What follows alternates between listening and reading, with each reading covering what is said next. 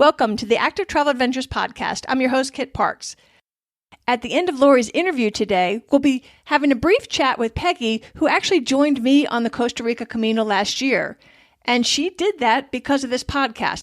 If you've gone on one of the adventures I've covered on this show because of this podcast, please reach out to me at kit@activetraveladventures.com and let me know. I'd love to feature you on the program. So to continue on with my interview with Laurie about her Costa Rica Camino, let's go. And as a refresher, the Conchita that we're talking about is one of the founders of the Costa Rica Camino and somebody I interviewed when I first learned about this wonderful trail. And did you get a chance to meet Conchita? I did not. I was disappointed. We did correspond quite a bit in advance and afterwards. She was super helpful and a real champion for this. Yes. I mean, she seems like she's devoting her life now to it. And I got to see her briefly, I believe at the Verde Sauna is where we saw her. She came for lunch. Oh, you did. You're lucky. Yeah, no, she's just delightful. And I found her on Facebook. That's how I even found out about this Camino. I wondered. Yeah, I was poking around in one of my hiking groups and I said, a Camino in Costa Rica. I never heard of that. And so I reached out I messaged her and I said, I'd love to have you come on and talk about it, not knowing she was one of the founders. Wow. No. So she's just a firecracker. She sure is. I listened more than once to your podcast with Conchita. Yeah, no, she's something else. So it's not always a guarantee, but she's very helpful if people have any questions. And I'll have links to the Mar Association that she helps run in the show notes. So you talked about the homestays. That's not what we did. We either stayed in a small lodge or inn, or we camped at platforms that were set up specifically for the Camino. So tell us about your homestays. Yes, they were wonderful. In some cases, it was a family and lived in a smaller town or village, and they had more than one home. So they would actually move into a home with the rest of the family, I should say, and vacate. So we would have it all to ourselves. And then we would go to their home for our meals. In other cases, we actually stayed in the home with the family. It was great. You know, I mean, you can go anywhere in the world and stay in a hotel or a lodge, and those nights were great too. But to be able to live in someone's home and have this experience, it really changed it for us, I think. So I would encourage, I mean, if people have that option, I think you have to be a smaller group, and perhaps because of the size of the group that you had, Kit, you know, the homestays weren't an option. But for us, it was. Yeah, or maybe not even thought of. Maybe I don't know how many people do a private tour that maybe they came up with it for you. I'll have to check with Conchita on that. I will say one of the stays that we did, it was very early on. In fact, I think it was like our third day. It was just so neat because we were met at the road by the woman whose home we were going to be staying at, and she took us down. And again, they must have had 100 to 500 hectares. This was a huge farm, and she and her husband had raised their two children in this small home that we stayed in, and since then they built their own larger home on the property.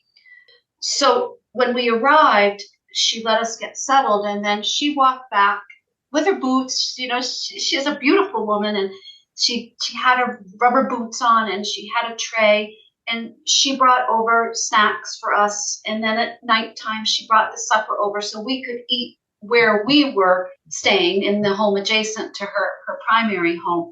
And then at 4:45, I think the next morning was the beginning of our day, our hiking day, and she showed up with our breakfast. It was just an amazing experience. Definitely. And I also like too, you get to see inside their homes how people live. I love that about homestays. No question. And we played games.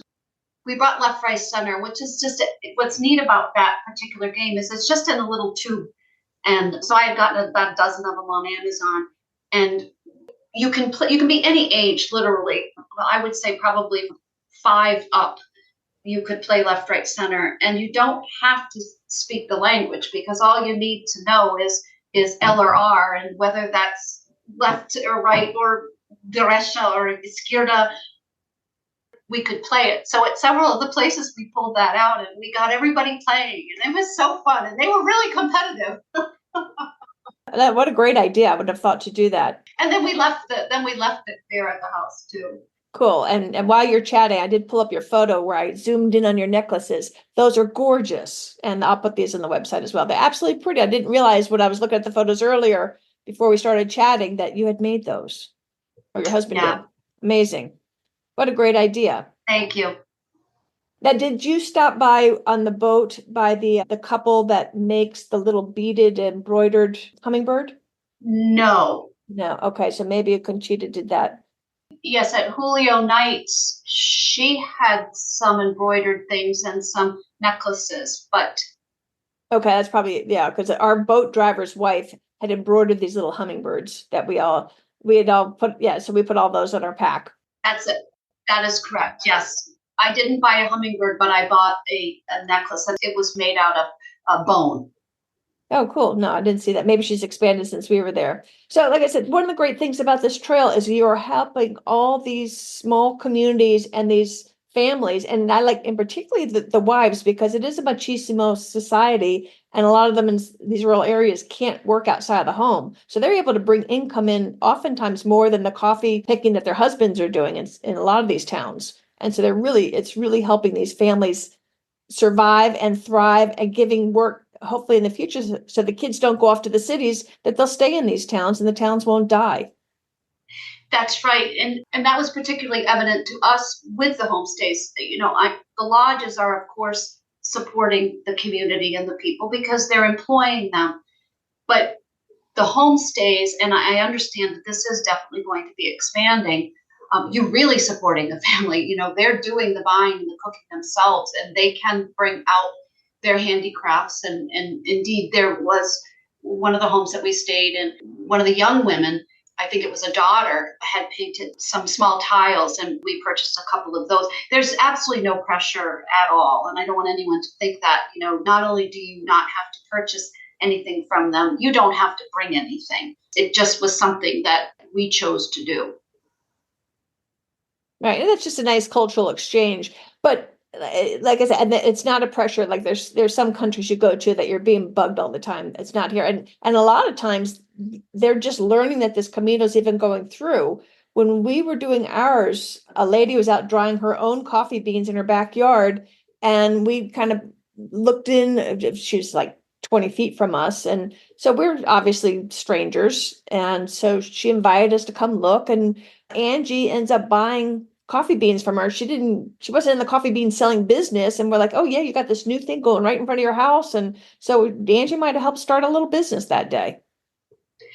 We ran into several people that were curious what we were doing. And you're right. Here we were not quite a year later, and we had the same experience. I remember the only time that we stayed in, I would consider it almost like a small motel. The gentleman, he was a young guy. He absolutely could not believe that we were hiking across his country. He was dumbfounded. And the kind of why look. That is funny.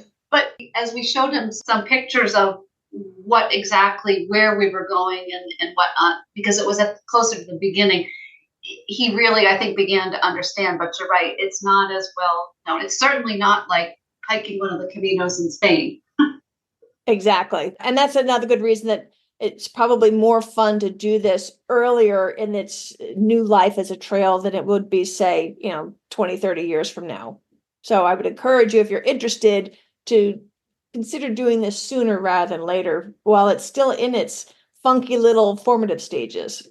My hope for this is that it will have always some of the homestays or the options for people who, don't want the big group or don't want the hotel motel experience. I mean, we know that it's going to grow and we know that there are going to be more hikers out there. And to be honest with you, it would have been wonderful for the camaraderie to have passed. And we literally didn't see another hiker while we were out there the entire time that we were hiking.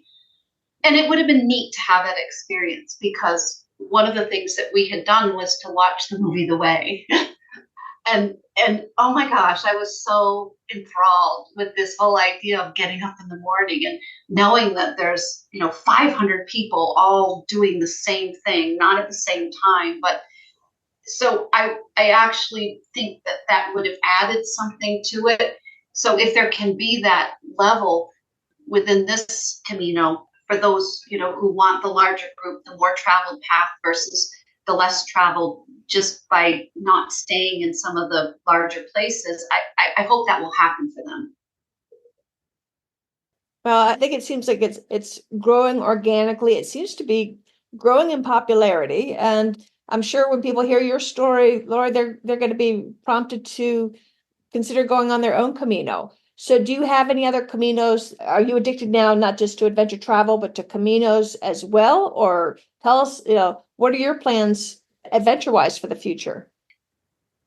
Hands, no question. I don't think you can do something like this and not want to recreate it in some way, even though I think I recreate it every time I go through the album.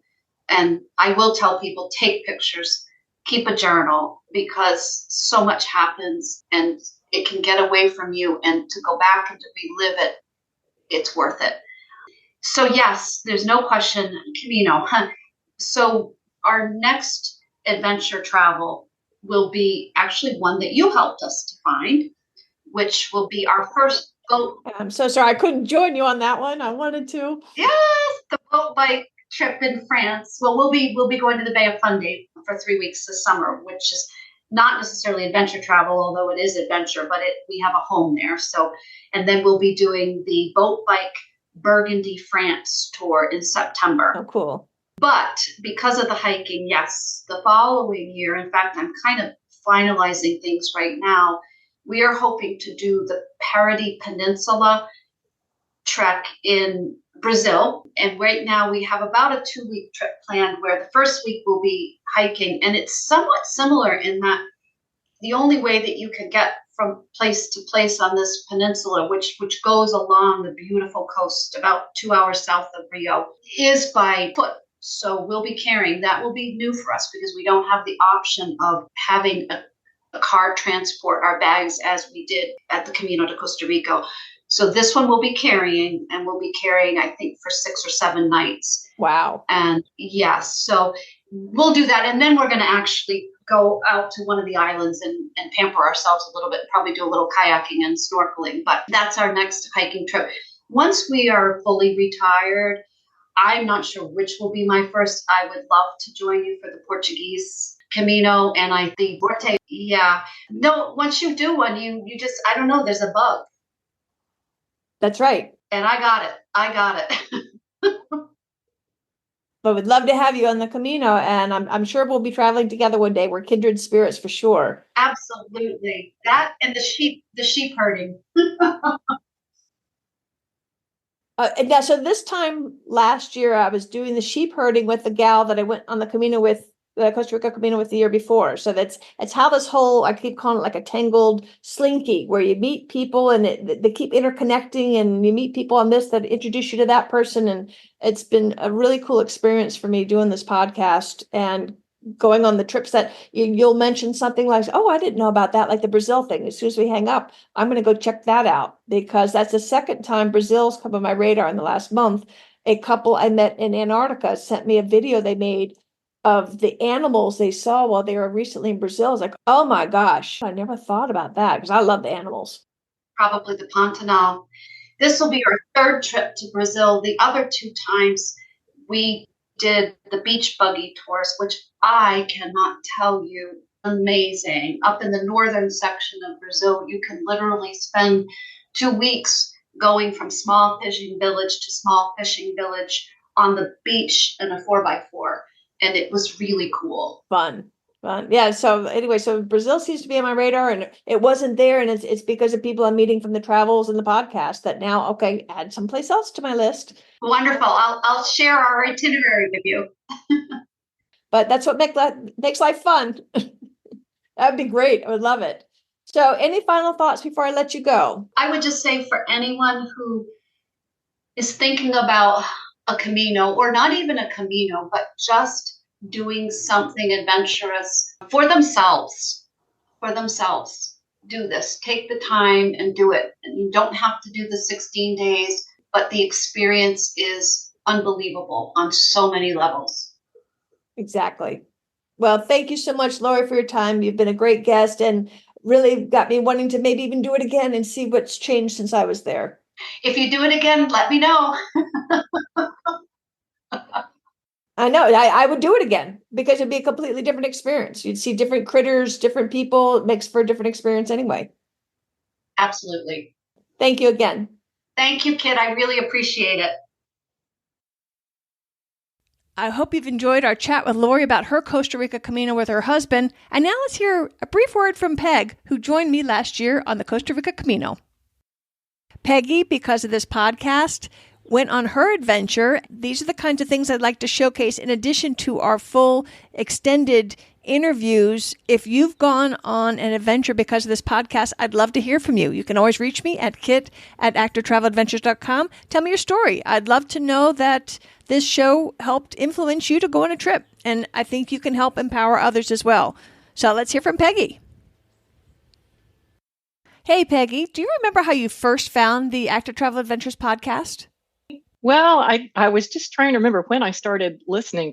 About the time I retired and just before the COVID pandemic. So I was looking for ways to occupy myself and dream about things that I really wanted to do, because I retired in fall of 2019, really so that I could have more time to travel and do fun things while I'm still physically capable of doing that. And I'd been listening to some other travel podcasts, and I stumbled on yours.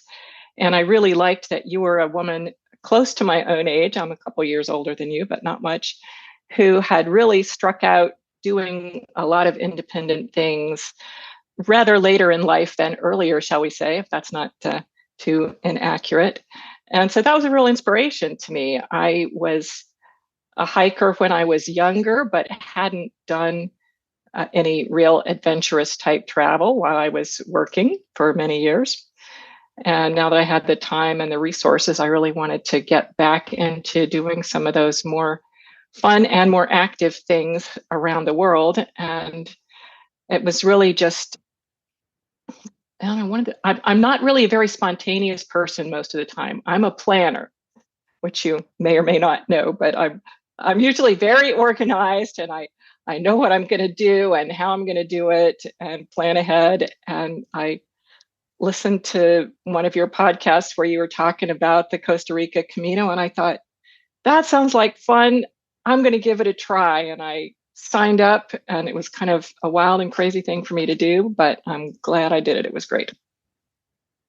And once you committed and decided you were on board, did that kind of shake up things in your life a bit? Well, it gave me a real reason to get serious about training. I have been working out for many years before I retired, but I had wanted to get back. I really moved to where I live now in Southwest Virginia, close to the Appalachian Trail 20 years ago for a job. And I really thought I would do more, get back into hiking more, which I grew up not too far from here and did a lot of hiking on the Appalachian Trail and other places.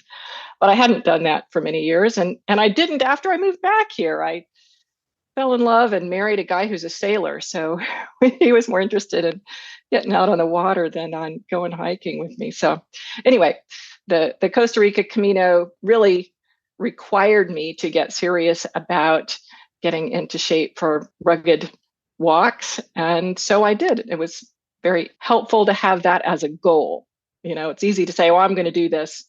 But unless I really have a goal and a deadline, it's hard to make myself do it. So I did. And I'm betting you're glad you did all that training. That is the truth.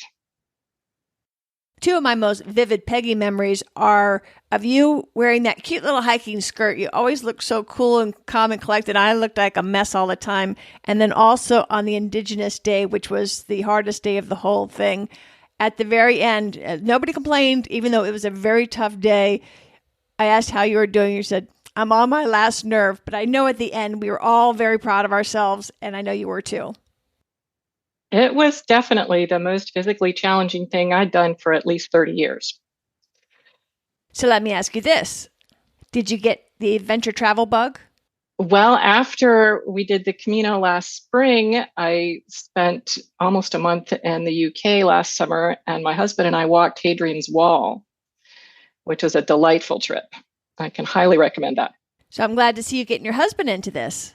Well, he also enjoys history a lot. So Hadrian's Wall was a great combination of both outdoors and history because, it's a Roman wall. It's 2,000 years old. There was actually more visible than I expected. There are several forts and towns that have been excavated and have great interpretive centers, museums, and signs along the wall. And it was not nearly as rugged as the Costa Rica hike, but there were some rugged patches, although we definitely stayed in some lovely bed and breakfasts and local pubs and inns. So the accommodations were great. And we used Max Adventure to organize the luggage transfer and the accommodations for that. And that worked out really well. So we hiked on our own without a guide or anything. They provided a great phone app basically with the maps as well as paper maps for us. And so it was pretty easy to follow. And then we had a great meal and hot showers looking forward to in the evenings. If anyone's interested in hiking Hadrian's Wall, which is on my list of one of the UK's best walking holidays, I'll put a link to that episode in the show notes, as well as a link to my affiliate, One Foot Abroad, where I can offer you an exclusive discount as an ADA affiliate. So you'll find that on the resources page as well as in the show notes. So how'd you like taking a walking holiday? It's a little bit more cushy than doing the Costa Rica Camino. It was quite impressive. The remains that you can see and the scenery there in the north of England is not what everybody expects when they go to England. And it's really a lot of fun to do those long distance walks in the UK. I always get excited when I hear people getting more and more into adventure travel, particularly if this podcast has been of any help. Is that your situation? Oh, it's definitely motivated me and given me ideas. I spent a couple days in the Cotswolds also last summer. I was with a woman friend on that part of the trip, and she didn't want to do real long distance walks. So we actually stayed at a inn out in the country in a little village. And then we did day hikes from there, which was really lovely. So that was fun too. And I have signed up with your affiliate Active Adventures to go to the Galapagos next spring. So I'm really excited about that. I'm going to interject in here. Peggy and I recorded this last fall, and she has since gone to the Galapagos, and I loved seeing all of her great photos on Facebook. It was an amazing trip she had. I'll put a link to that trip in the show notes as well. So the Galapagos is an amazing place. I bet you're super excited about going there. Absolutely. Yeah, as I said, that was one of my goals when I retired, was to do some of the more adventurous things that I'd always sort of fantasized about, but never either had the time or the resources to do. So I'm very fortunate that now I'm able to do that. And I'm trying to make the commitments, because as you said, unless you plan it, it doesn't happen. Someday never appears. So I'm trying to be open to taking advantage of opportunities that arise, like going on the Costa Rica Camino with you and a great group of folks, and making actual plans, like actually putting down a deposit on this Galapagos trip next spring. Because if I don't do that, then next spring will come. I'll be still sitting here in Southwest Virginia. You are so right, Peggy. If you do not commit, put it on the calendar in pen, not pencil, put down your deposit. That's the way you make things happen, not by saying someday or one day, because that day is never going to come unless you make that commitment. Then you figure out how to make it happen. So Peggy, how have you found the website and podcast helpful for you in planning your adventure travels? Well, it certainly introduced me to a lot of other options, both in terms of services like tour companies that are available to help organize these kinds of things. Like another one that I'm really interested in is the boat bike tours. Those are so much fun. Yeah, they sound like a lot of fun. So are you a biker, or is this going to be something like I always refer to as a +1, doing something a little bit outside your comfort zone or a little bit something different than you're used to doing? Yeah, my husband bikes a lot. And I don't. So I'd have to do a little training to get in shape for that. But I look for tours that have a variety of activities that would be interesting to both my husband and myself, or my sister and myself.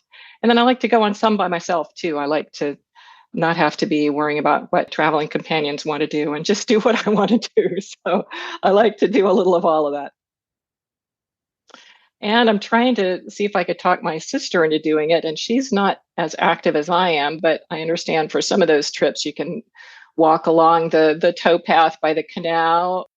One thing I like about the boat and bike tours is that if you and your traveling companion are not of the same active level, the less active one can actually stay in the boat or have other activities while the biker can do the biking. Exactly, yeah. And spend some of your time in a cafe having coffee and pastries, or a pub having a pint, and do a variety of those kinds of activities as well as the active stuff.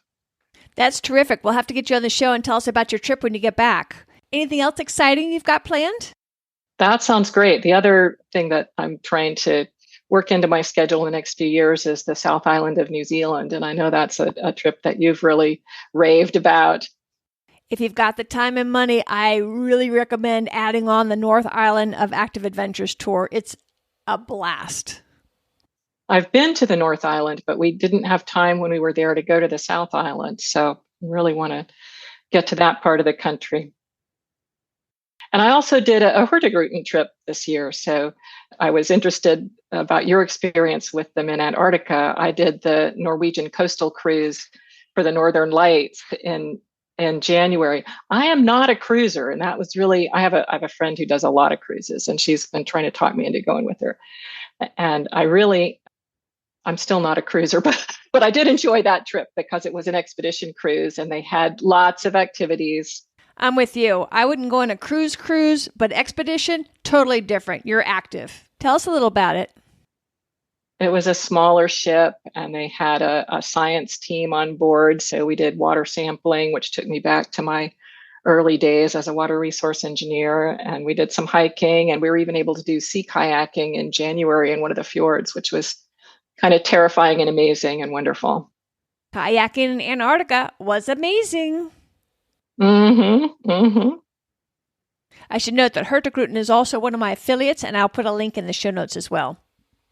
Well, one of the reasons that my friend was able to convince me to go on this Hurtigruten cruise is because when I was in college, I spent a semester in Copenhagen, and during the summer, traveled some in the summer after the semester ended. And one of the things we did was take the mail boat, which is how Hurtigruten got started, was running the mail boat up the coast of Norway. So I actually did that almost 40 years ago now. So yeah, pretty amazing. So that was an appeal for the Hurtigruten approach. Well, they did a great job. So Peggy, one reason I wanted to get you on the program was to help encourage and empower others that may be on the fence to go on an adventure, perhaps for the first time. What advice would you give that person? Well, I think if it's something that you want to do it. Don't put it off. Do the preparation. And I appreciate the segments that you've done on how you've trained for some of your trips, because preparation is really important. If you try to do one of these types of trips and you're not really in shape for it, and you haven't done your homework and figured out what you need to take with you and all that kind of stuff, it really can be not nearly as much fun as if you're really prepared. So do it and be prepared. And don't forget, for every adventure that I cover on the Active Travel Adventures podcast, I do an exclusive travel planner that has active links to help you set up and plan for your trip. I have packing lists on the website that you'll have access to if you get my once a month newsletter. I don't spam you. I don't sell your name. It's just our way to have a two-way communication. And with that newsletter, you get access to all the travel planners, all the packing lists, all the downloads I've ever put together for this and my companion podcast, the Adventure Travel Show podcast, which is your how-to podcast to get the skills and knowledge that you need to go on these adventures. So I'll put links to all of this in the show notes as well, of course. Well, Peggy, it's been so good to hear your voice and to catch up with you. I really appreciate you coming on the program.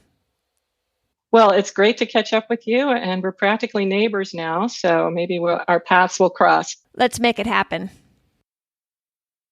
If you're trying to figure out where your next adventure is, head over to the Active Travel Adventures website. I have spent a ton of time developing a cool search for adventures in the U.S. and internationally. You can search by activity like hiking, biking, or paddling, or multi-sport.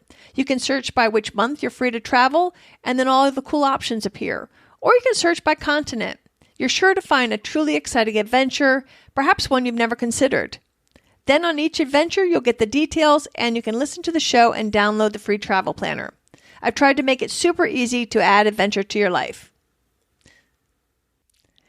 Thanks again for listening. Until next time, this is Kit Parks. Adventure on!